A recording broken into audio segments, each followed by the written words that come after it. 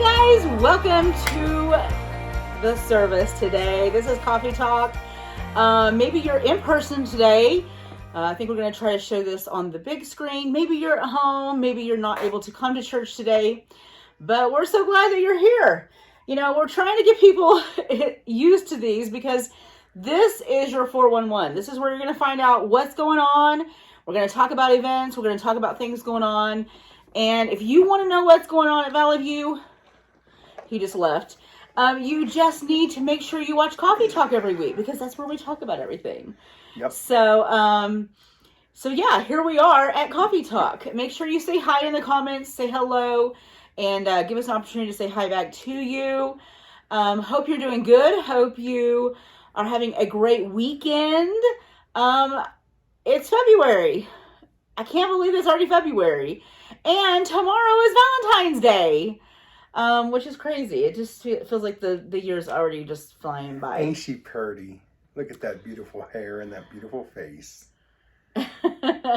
Yes, I just got my hair colored this week, and so I'm trying to figure out if I like it. So, I don't know.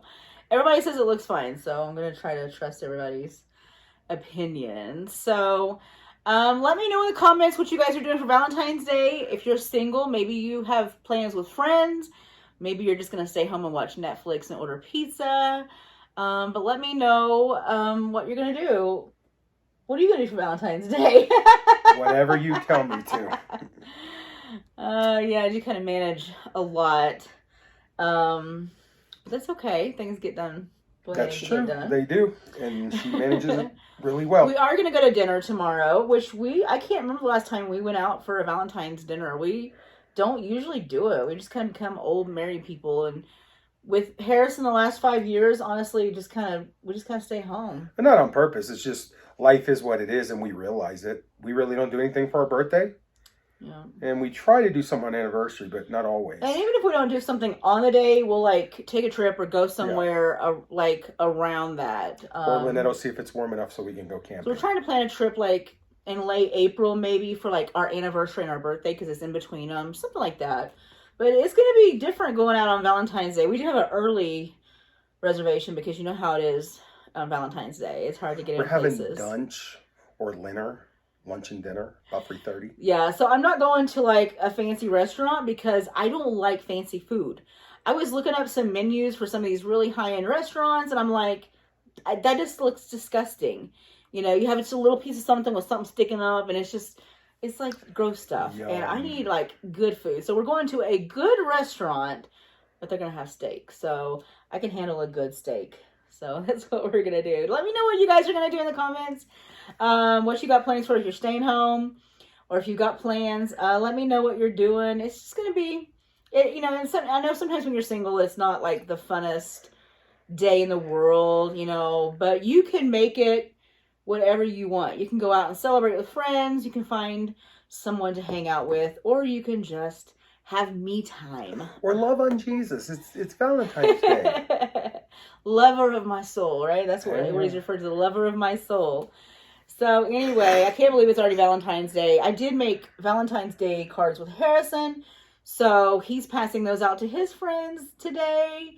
And I had some to send to Granny and uncles and aunts, and I didn't get them mailed They're off. still sitting on her desk. I think I'm going to take a picture of them, of the Valentine, and just text it to them.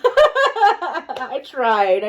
I'm horrible about mailing stuff. I'm horrible about it. So anyway, it's going to be a great day. Are you still preaching on end times, right? I am. You're still doing end time stuff? We're talking about the mark of the beast. Ooh, that's a big one. And some last time things. So you're going to want to tune in and see this because everybody talks about 666, but it ain't about the sixes. And you'll need to see because you need to understand what's going on. So yeah, I'm going to be doing that today and I'm looking forward to it. Yeah. It's going to be a good Sunday. We've got some stuff in the works. We're still always working on the website and trying to add. I haven't got to work on it lately. I have some things I want to do to it. And I haven't been in there to do it. But we're always trying to improve stuff. And one of the things that Pastor's been trying to improve is our giving platform. The way that what we bring to you guys in order to let you give digitally or electronically. We've been using SecureGive for a long time. They were using it before we got here, right? Yeah. Mm-hmm. Yeah. So it's a good program. You guys have been using SecureGive for a long time, and it's a good program. But we have a brand new operating software for our church database and finances and all that kind of stuff. So there's a program that works with our software that we are going to roll out in the next little bit. Next week, right? So tell us a little bit about that. Okay, so one of the reasons we did this is when I got with our church financial committee council, we looked at the cost of doing SecureGive and the ones we were doing. And by the time we're done, we end up saving about $450 a month by moving to this and integrating everything. So there's some great things. You'll be able to text to give. We'll have some videos for you to watch on Facebook and the website. You'll be able to get there. Lynette will have a link set up and you'll be able to learn how to do it. What it does is if you don't want to put your name in or anything, you can anonymously give and you can text to give. The other one is you can set up a where it comes right out of your bank account if you want. You can also set it up through the platform just like SecureGive. Okay, just like SecureGive, do the same thing and do it right on your phone or on your tablet. Because what we're trying to do is make it simpler. We're trying to make everything simpler for everybody so you don't have 50 ways to give. Another thing we're looking at doing is having a square in the back of the church where you can go back there if you just want to take your debit card because nobody... I actually was at the nail salon yesterday and they had an iPad, just a regular iPad, and they had like a casing around it that you could just it's a kiosk. operate. So. That's kind of what we're looking at to save money. But I do know some of you don't carry cash. Like I can't remember that. Well, Lynette gave me $5 the other day. I said, what do you want me to do with this? You might need it. Cash. I don't have cash anymore because everybody uses their cards. Everybody uses chipped cards, which you need to come see my sermon because we're going to talk about that a little bit. But everybody has cards. You all are going to see it today. So we're really trying to make it simple for everybody to give. And so I want you to come back, not this week, but next week. Bev and Stevie will be at the back table to explain things to you. And they're going to help you sign up for that so that you can transition over. We will have SecureGive till March 15th. So you have a month. We're not rushing this through. But for all of you who use technology, it's going to save you money. It's also going to save the church percentages. And that's what we're trying to do is keep money so we can do the projects we want to do. So I just want to say to you guys, there's a lot of exciting things going on. And God has been doing some great things. So I just, be looking for it. If you have questions, we'll be there to answer them. And we're just trying to make it easier. So I thought you should know that. Yeah. And we are still going on with our classes every Tuesday night. How is your class going? Men's is amazing. We've had to stall a couple times because my co-teacher's been sick and then the snow because we're having in-class. But I'm going to tell you something. I probably enjoyed that class more than I've enjoyed a lot of classes recently. So if you're a man and you still haven't come and you want to come, please come. It doesn't matter where you come in. You're going to get something. You won't get everything, but you'll get something. But we had a great time. And it's not being taught. It's literally letting you have conversation. We're having a lot of conversations. It's been really good. It was really good. I'm really excited. Yeah, ours has been going good too. We're on a journey, and it's very layered, I feel like, for us. I don't know if you guys feel like this. You're behind us just a little. We're on the first layer. Yeah. We just finished the third chapter, and we've been moving through this, becoming aware of a lot of things, a lot of brokenness, a lot of past hurt. And we're not to the fix-it stage yet, but we're getting there. So you still can jump in if you want.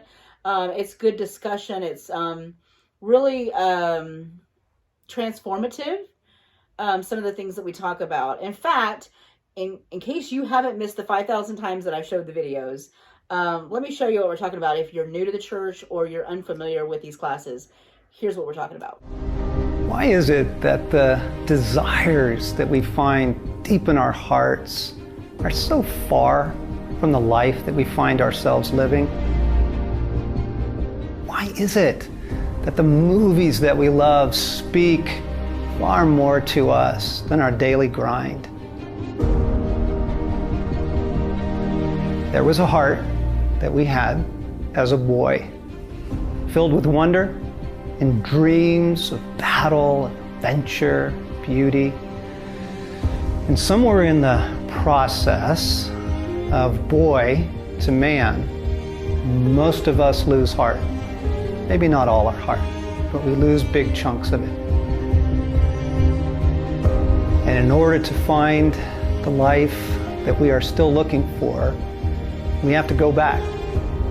We have to get those lost parts of our heart back. This is a journey into wholeheartedness. And in the course of this journey, it opens up a world that we have been waiting for.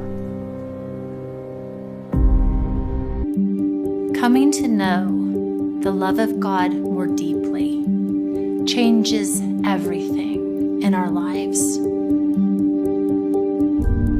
And we can do that. We can hear His voice telling us who we are, what we're made for, who we are to Him. Madeleine L'Engle said that we are every age that we have ever been. You may be a woman in her 70s or a woman in your 20s, but you still carry within you the little girl you once were. She's there, and she's speaking. Things were planted in your heart when you were very young, and maybe you've forgotten what they were. Well, it's time to check in and listen and actually bring to the young places in our lives the healing and the love that they still need. Life is moving at such a fast pace. We're so busy, and in the midst of that, we can lose heart. And friends, that's a dangerous thing to do because your life matters. Your heart matters.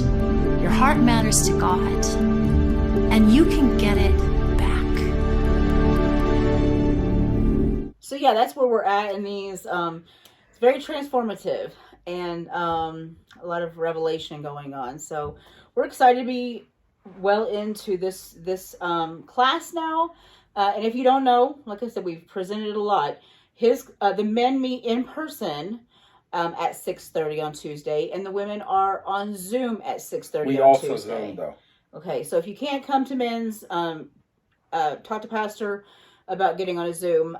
Women are just on a Zoom room, and we've been having between 15 and 18 every week. It's a great room. Everybody's able to talk and share, and it's just really a lot. And you know, especially like I have Harrison, so you know, it's a lot easier for us to do it from home right now. And it seems to be working out really well. So I'm excited about that. Yeah, I think that's about all that's going on. We don't have a lot of big events coming up. We'll have some stuff we'll share with you in the next few weeks about Easter. We're still developing some stuff for that. But yeah, we're just mainly working on classes and Sunday worship. Wow, so last Sunday was amazing. If you weren't here or you didn't watch the live, God really spoke to some people and healed some people. Yeah. So be watching for more information about that. We're going to try to get some testimonies and things like that out to you. But yeah, God's really moving. If you're not here, you need to be here. Okay. You can watch online. And if that's what you need to do right now because of A, B, C, or D, that's completely understandable. But I can tell you, it's way different when you're in service and worth it for sure. I'm going to step out in faith real quick and say what I've been feeling the Lord's been speaking to me.